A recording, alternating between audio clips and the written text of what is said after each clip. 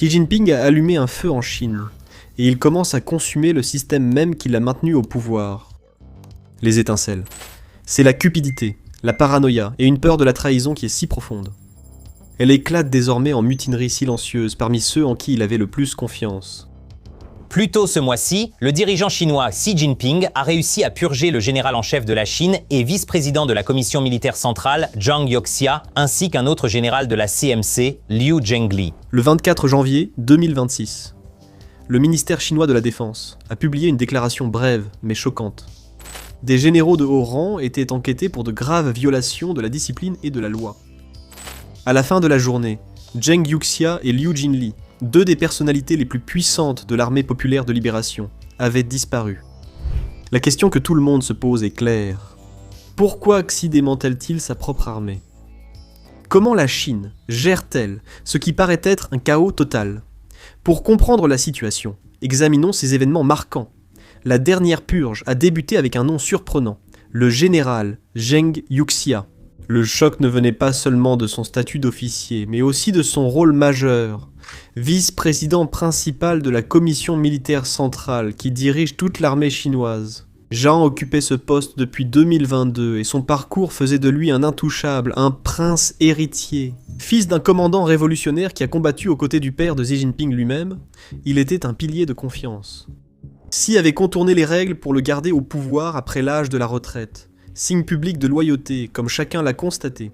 Alors, lorsque Zhang a soudainement disparu de la scène publique, il est devenu évident que si le numéro 2 de l'APL pouvait avoir des ennuis, alors la loyauté ne protège personne. Même des liens avec Xi n'ont pas pu le sauver. Si Zhang tombait, tout le monde risquait aussi. Puis est venu le général Liu Xinli, un autre grand nom en tant que chef du département d'état-major interarmé. Il était connu pour sa maîtrise de la logistique. Il était l'un des derniers officiers supérieurs avec une réelle expérience du combat, acquise lors des affrontements avec le Vietnam il y a des décennies. Dans une armée sans grande guerre depuis des générations, cette expérience est précieuse. Son éviction n'a pas seulement choqué le monde, elle a aussi touché une corde sensible. L'écarté n'était pas seulement symbolique, cela a frappé au cœur du fonctionnement de l'armée. Nous allons examiner les conséquences de cela dans quelques minutes. Outre les deux principaux généraux, de nombreux hauts dirigeants de l'APL, dont des commandants des forces de fusée, des chefs des achats et des responsables logistiques, ont aussi été évincés. En fait, sur les 7 membres de la 2022-5 sont partis ne laissant la commission réduite qu'à Xi lui-même et au responsable de la discipline Jing Shengmin. À cela s'ajoute le fait qu'environ les 2/3 de la haute direction de l'APL de 2022 ont été démis de leurs fonctions, écartés ou placés sous enquête.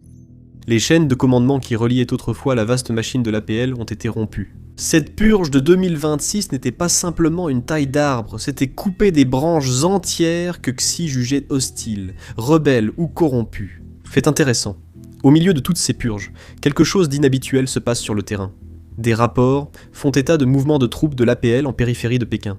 Des vidéos en ligne montrent des convois de chars, véhicules blindés et soldats bloquant les routes, sans déclaration officielle du gouvernement. Tout cela se produit quelques jours seulement après la chute de Zheng Youxia, ce qui pousse tout le monde à se demander si Xi déplace des forces pour prévenir des troubles, ou s'il envoie un avertissement à ceux qui pourraient encore le remettre en question. Si c'est le cas, la mutinerie silencieuse ne se limite plus aux murmures, elle envahit les rues, et la peur n'est plus discrète. Elle influence les déplacements, les actions et les pensées. Une telle pression ne rassure pas, elle la détruit, transformant chaque ordre en une épreuve et chaque retard en une étincelle pour des problèmes plus graves. Pour un observateur extérieur à la Chine, le message est clair. Cette armée se prépare non seulement à des menaces extérieures, mais aussi à s'autosurveillance, se protégeant de ses propres ombres.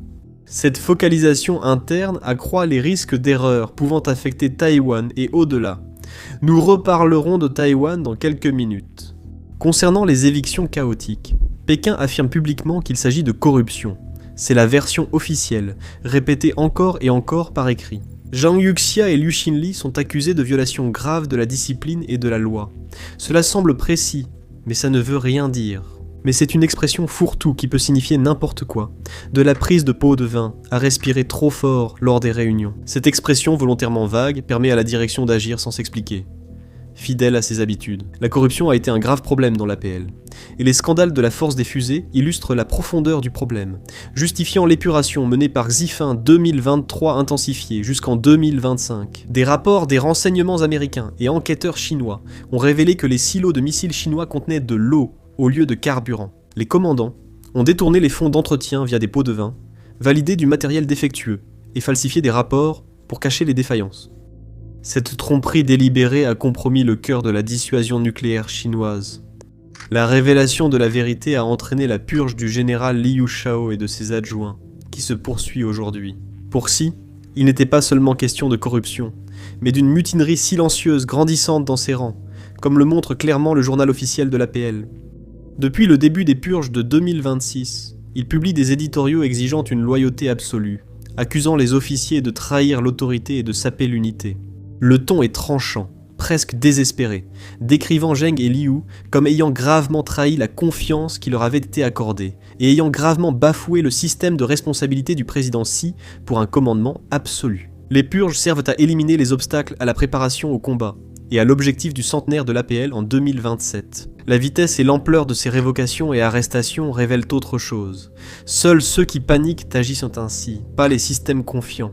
Comme souvent en Chine, un acheté, un offert s'applique. Mais ici, la surprise gratuite cache un motif secret. Les services de renseignement évoquent toutefois une histoire plus sombre. Pour Zheng, les rumeurs ne portent pas sur des contrats gonflés ou la corruption habituelle, mais sur des données sensibles concernant les missiles de l'arsenal nucléaire chinois et les protocoles de lancement. Il a été accusé d'avoir divulgué les données nucléaires les plus sensibles de la Chine aux États-Unis. Assez fou, non ? Pour Liu, les discussions portent sur le fait d'avoir parlé à tort et à travers, d'avoir remis en question des ordres d'une manière qui jette le doute sur les directives de Xi devant des subordonnés. Rien de tout cela n'est prouvé, et c'est bien là le problème. La preuve et les éléments n'ont pas vraiment d'importance. La purge ne concerne jamais ce qui peut être documenté, il s'agit de confiance, sur qui Xi pense pouvoir compter, qui il soupçonne de pouvoir devenir une menace. Quand la suspicion devient la norme, ce n'est plus personnel mais systémique. Rien de tout cela n'existe isolément. Rumeurs, disparitions et accusations vagues révèlent un problème plus profond qu'un scandale isolé. Il suffit aujourd'hui d'une suspicion pour écarter des généraux de haut rang. Il faut prendre du recul et voir comment la corruption a toujours existé dans l'APL et pourquoi la relation de Xi avec elle a autant changé. La corruption au sein de l'APL n'est pas une pourriture récente apparue soudainement sous Xi. Elle fait partie du système depuis des décennies. Les généraux gonflaient les contrats. Les achats détournés des armes, des accords défectueux étaient approuvés puis cachés. Tout le monde le savait, et cela a longtemps été toléré. C'était considéré moins comme un crime que comme une friction.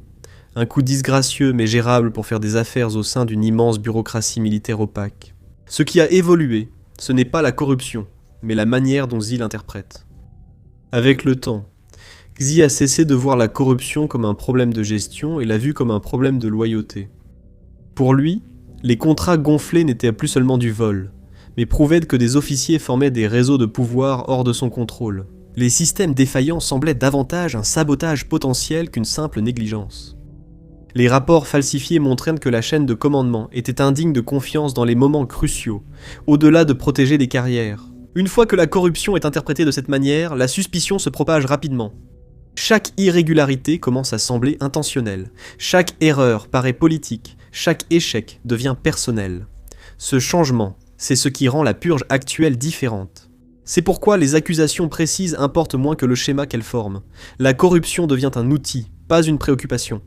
Xi l'utilise comme justification pour écarter n'importe qui. Il doute que l'accusation ne soit que le premier coup.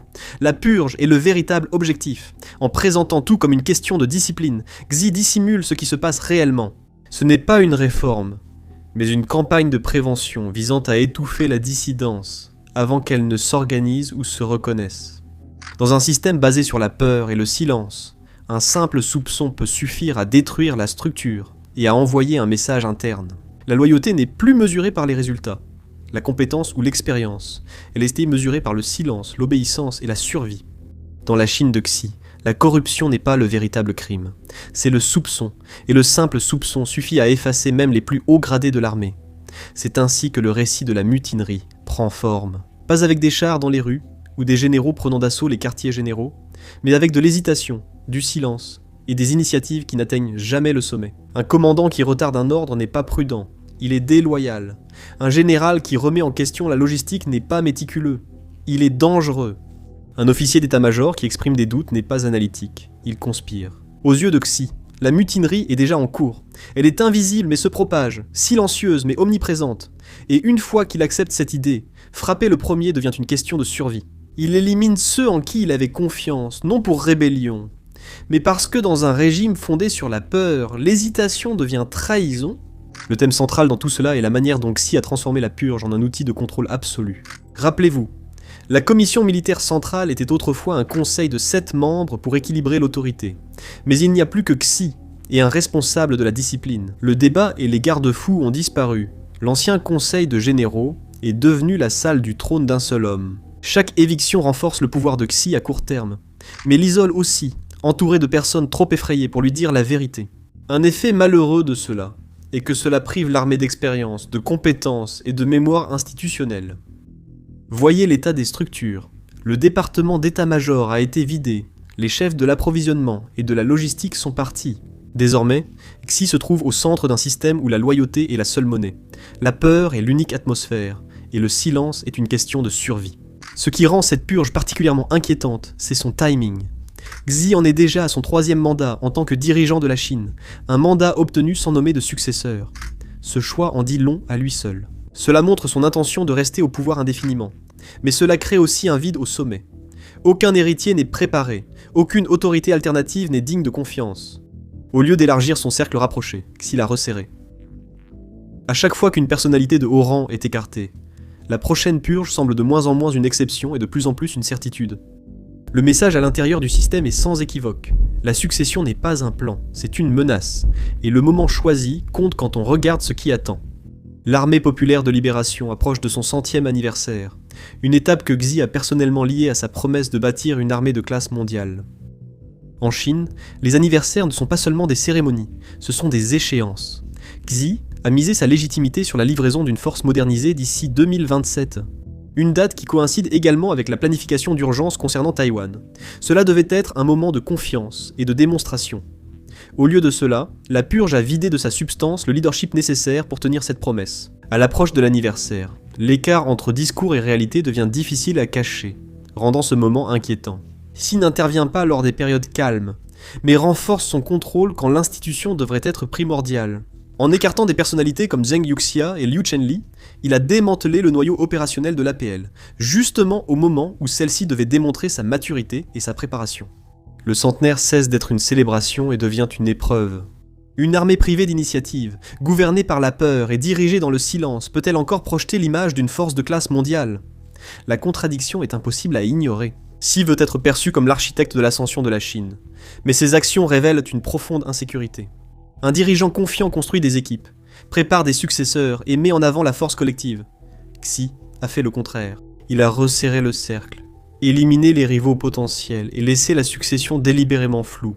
Cette purge vise aussi à empêcher quiconque de revendiquer l'autorité lors d'un moment de fierté nationale, au-delà de la corruption ou de la discipline. Ce faisant, Xi a lié le centenaire de l'APL, non pas à un triomphe, mais à la fragilité. Ce qui rend ce moment extraordinaire, c'est à quel point il est devenu personnel pour Xi. Au fond, cette purge est due à un sentiment grandissant de trahison.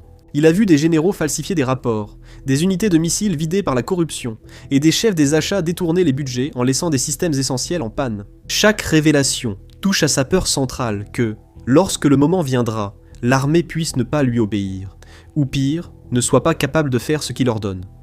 Puis est venue l'Ukraine. La guerre de la Russie a révélé non seulement des faiblesses militaires, mais aussi le risque d'un système basé sur la peur et la loyauté plutôt que sur la compétence. Les commandants hésitaient, dissimulant les mauvaises nouvelles. La réalité remontait trop lentement jusqu'à surgir soudainement sous forme d'échec. Pour Xi, cela aurait dû avertir sur les conséquences de l'absence d'honnêteté dans la chaîne de commandement. Mais au lieu de défendre la compétence, il a tiré une conclusion plus sombre. Il n'a pas vu un système s'effondrer sous la peur, mais la déloyauté se dissimuler. Chaque échec devenait suspicion, chaque erreur paraissait intentionnelle, alors il a choisi de purger.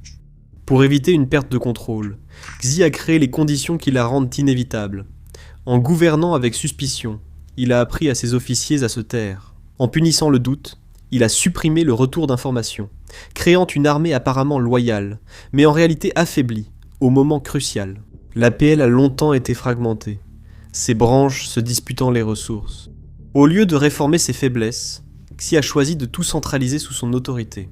Ce degré de concentration est inédit dans l'histoire chinoise moderne. Cela signifie que les décisions sont prises plus rapidement, mais aussi sans contrôle. Cela laisse la plus grande armée du monde entre les mains d'un seul homme qui voit des menaces partout et qui, à force de purges incessantes, risque de ne s'entourer que de courtisans au lieu de conseillers compétents.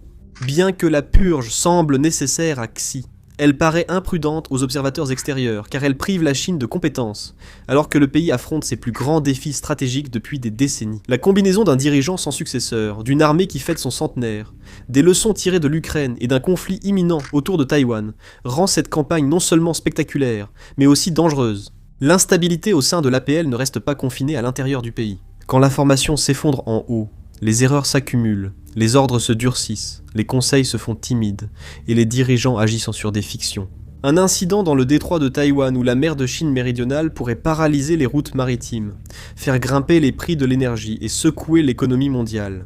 Il est essentiel de comprendre que lorsque de telles choses se produisent, il y a des conséquences. Cette purge ne se contente pas d'écarter des généraux haut placés, elle réécrit discrètement le comportement de l'APL à tous les niveaux, en commençant par la façon dont les officiers prennent leurs décisions. Lorsque la peur remplace la confiance, l'initiative n'est plus une force mais devient un handicap. Agir trop tôt paraît imprudent. Agir trop tard paraît déloyal.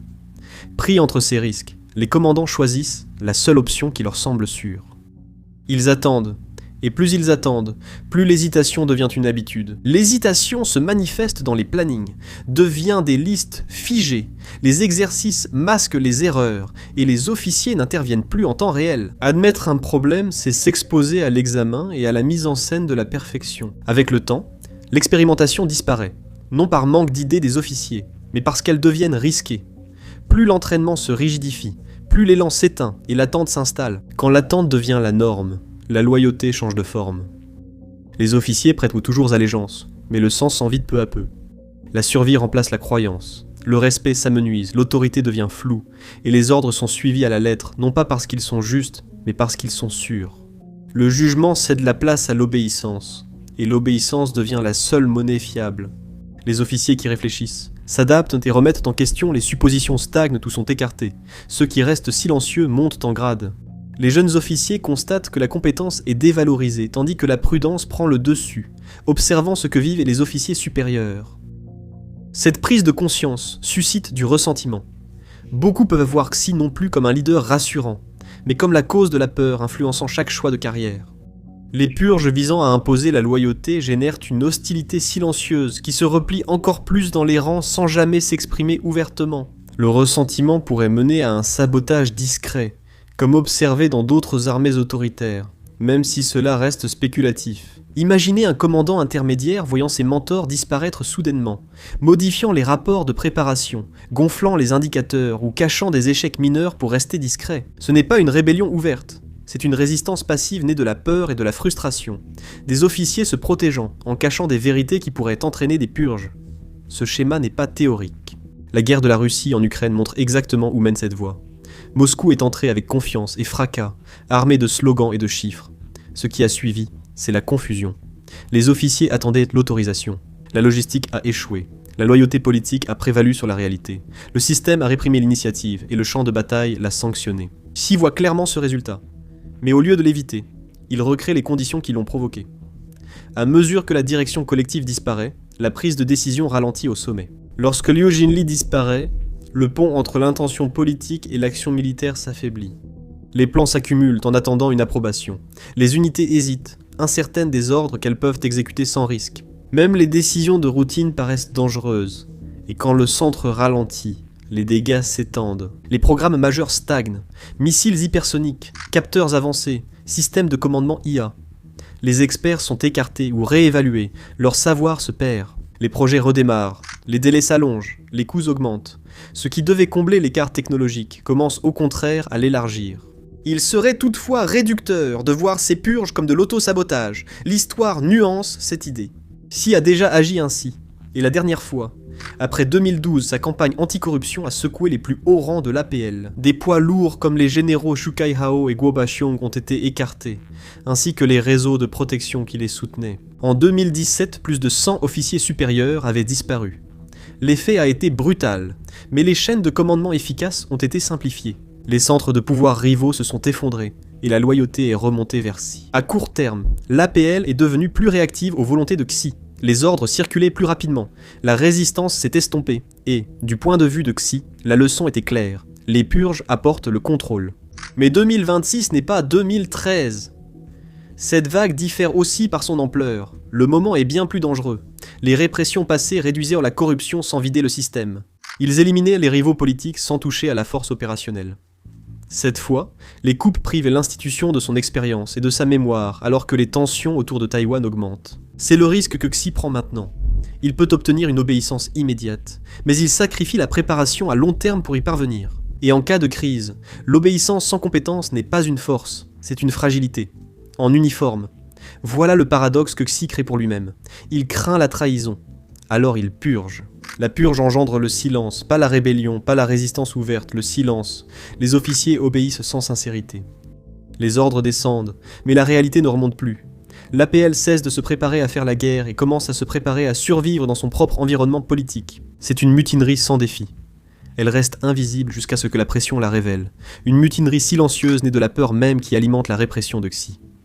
Cette pression est la plus importante. Lorsque Taïwan entre en jeu, en surface, la Chine semble toujours puissante. Mais sous cette surface, sa capacité à mener une invasion complexe s'affaiblit. La confusion du leadership freine la planification et, avec le manque d'expertise opérationnelle, la Chine est en difficulté. Le résultat, c'est que Taïwan gagne du temps. La défense civile s'améliore et la dissuasion régionale se renforce. Mais le véritable danger pour Pékin vient après le premier mouvement. Les plans de guerre de la Chine reposent sur la rapidité, la coordination et une mobilisation continue. Mais cet avantage est désormais presque nul, comme établi. Avec les purges vient une culture de la peur et de la prétention. Au moment critique, cette façade s'effondre, tout comme l'efficacité militaire de la Chine. La paralysie est la seule chose qu'aucune armée ne peut supporter dans un village global comme le nôtre, entraînant aussi d'autres nations dans la mêlée. Les rivaux voient une opportunité, tandis que les alliés se sentent vulnérables. Ainsi, des pays comme la Corée du Nord, principal partenaire dépendant de la Chine, sont mal à l'aise à Pyongyang. La sécurité et la stabilité de la Chine sont essentielles. La Chine fournit carburant, nourriture et soutien diplomatique. Toute instabilité à Pékin représente un vrai danger et pousse la Corée du Nord à revoir sa position. Le Japon et la Corée du Sud reçoivent les mêmes signaux. Ils voient la Chine ralentir, surveillent la Corée du Nord et se préparent à l'instabilité. La Russie voit probablement aussi quelque chose de familier. Les difficultés de la Chine rappellent son expérience en Ukraine. Mais Moscou sait qu'une Chine affaiblie ne peut plus offrir le soutien technologique ou logistique promis. Les purges en Chine ont donc un impact mondial. On peut dire qu'il s'agit d'une rupture, non d'un simple nettoyage. Xi pense qu'il écrase une mutinerie, mais il crée quelque chose de pire, une mutinerie silencieuse, qui obéit aux ordres tout en cachant la réalité. L'histoire a déjà vu cela auparavant. Les armées gouvernées par la peur peuvent défiler, parader et même remporter de petites victoires. Mais lorsque l'épreuve réelle arrive, le silence et l'obéissance aveugle coûtent un prix brutal. Une armée qui obéit sans parler est déjà à moitié vaincue. La reprise de la Chine, si elle a lieu, prendra des années. L'expertise perdue ne revient pas rapidement. La mémoire institutionnelle ne se reconstruit pas rapidement. La confiance met du temps à revenir, et des éléments indésirables persistent. Pour le reste du monde, le paradoxe demeure évident. La Chine est affaiblie, ce qui la rend plus difficile à gérer. En géopolitique, l'imprévisibilité est souvent plus dangereuse que la force. Xi renforce son emprise, mais peut-il garder le contrôle sans la base qui a fait l'efficacité de son règne ? La mutinerie silencieuse au sein de l'APL pourrait résonner au-delà des frontières chinoises et façonner l'avenir des relations internationales. Au final, ce qui avait commencé comme une quête du pouvoir absolu pourrait se transformer en un récit de fragilité et de peur. Cela laisse la Chine, autrefois un titan en pleine ascension, au bord d'un avenir incertain.